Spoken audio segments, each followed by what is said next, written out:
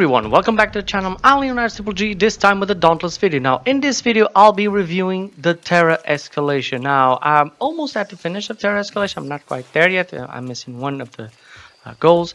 But I gotta say, I'm really enjoying Terra Escalation. I mean, I really give it to Phoenix Labs for every time they add escalation. It's not just, okay, I'm going to do escalation is going to be this element now. No, they really change everything. Now, the first one, which was the shock one, had absolutely nothing. The second one, Blaze, they introduced the changing in some behemoths, you know, but they didn't have like a proper a different attack or a different way of a different power or anything.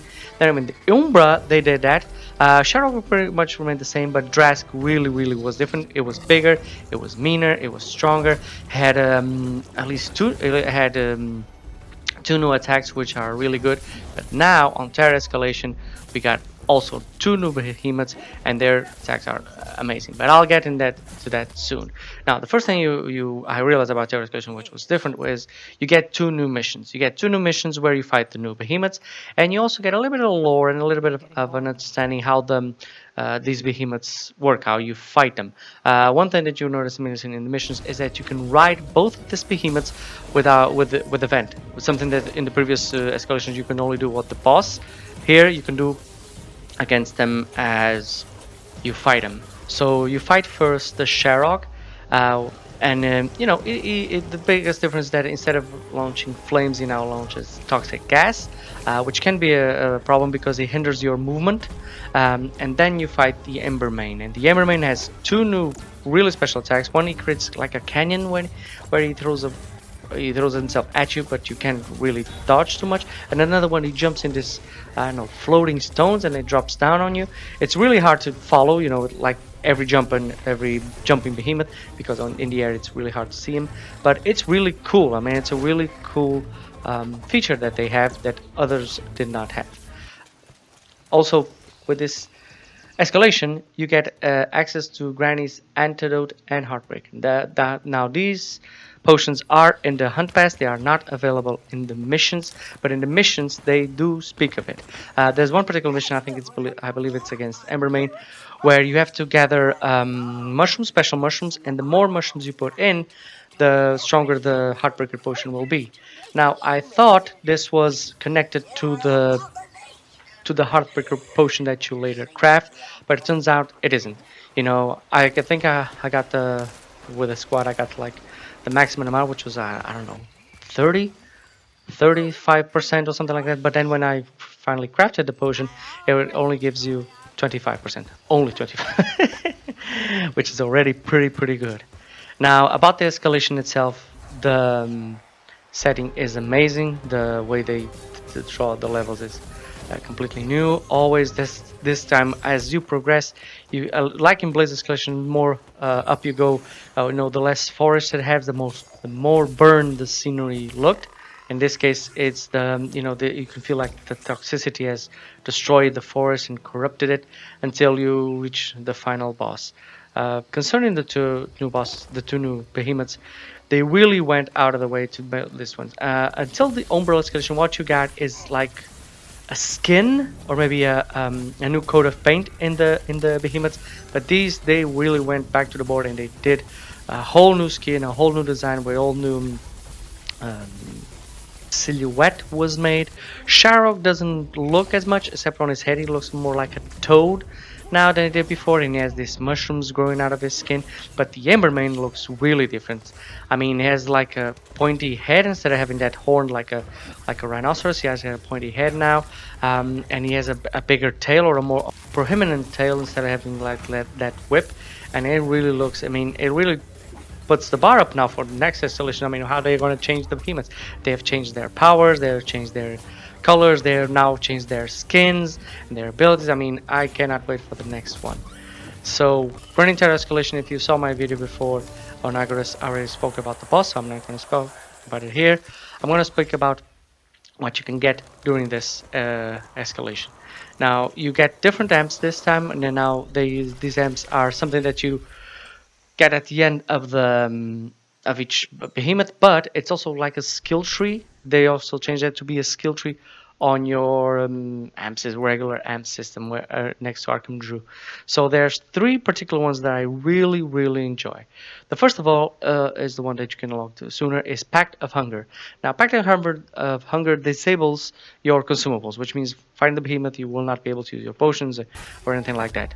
But after that you can get up to 10% life steal.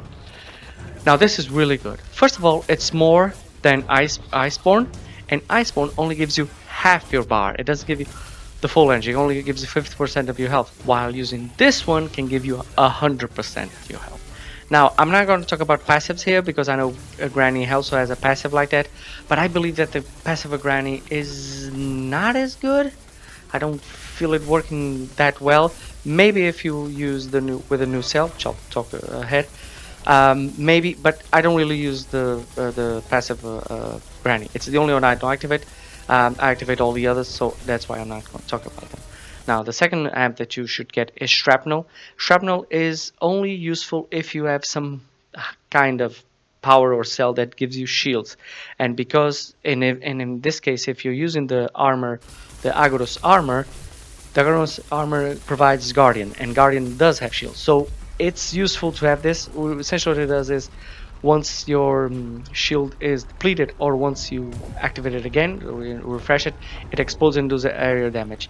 Now I haven't seen it do, I gotta confess I haven't seen it do a lot of damage, but it says so it does, but I don't think it displays itself graphically very well.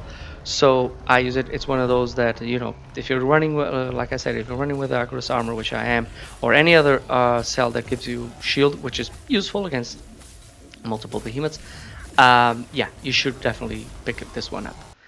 The third one is Shock Form, and Shock, of course, is the element that does more damage against Terra elements. So that's why you should have it. You know, it can make your shock form last up to 18 seconds, and somehow when I activate it, most of the times I can stay on top of the Agorus without depleting my stamina. I don't know if it's related to it. It must be related to the amp because I don't have the Torgadora amps activated, and it was one of the Torgadora amps that actually allowed you to not deplete your stamina for a couple of seconds. So because I don't have that activated, it must be the shock form. I remember I activated once or twice the shock form and went on top of Agorus, and I could just stay there as long as I liked, well, basically. But so yeah, these are the three amps that I'm most fond of, the ones I suggest you should have. Also, I suggest that if you're trying to do this escalation solo, you have at least power boost 3, which is the highest, because you know it's really hard to try and do it solo with the lowest one because you get hammered a lot. I mean, especially when you have two in the same island, two behemoths in the same island. Now that said, I'm going to talk about the cell, which is the new cell, the Parasitic Cell. The Parasitic is a defensive cell which allows you to, when you take damage, instead of damage getting immediately directed to you, it gets dealt to you over time, over a period of 10 seconds. So if you have Iceborne or any kind of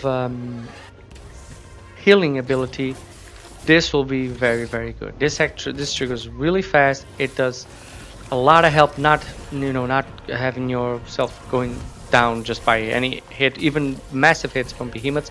Instead, many times you end up killing him before the damage actually kicks in. So if you combine this with Pact of Hunger or Iceborne, or even you're just using potions, you really mitigate damage a lot better than you did before. So it's really good. So they already talked about it. With this Terra Escalation, you got new missions, you got new potions. They will only be available while this hunt pass is available. By the way, the granny potions will only be available during this hunt pass. Then they won't be. You got new amps, which I really enjoy, and you got a new cell that works. It basically works. It's not something that they put on the game and just people pick it up for a little bit of the time and then they don't. It's really good. So that's my review of Terra Escalation. I really enjoyed it. I'm enjoying Dauntless more and more with each new update, and that's it. That's my video. If you enjoyed the review, please like and subscribe, and as always, have a great game, guys.